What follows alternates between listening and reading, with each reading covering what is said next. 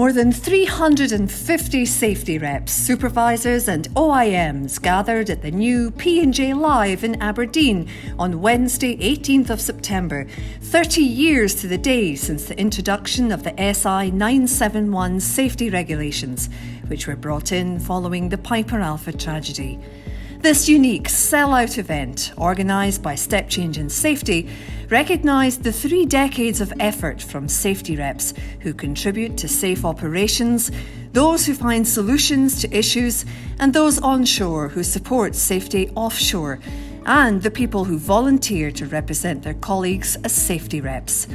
The event saw the launch of Safety Rep Essentials, new involvement tools supported by the HSE, which will help safety reps effectively fulfil their functions and what they should expect to be facilitated with to represent their constituents.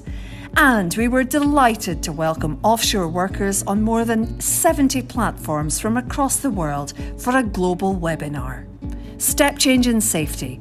Play your part.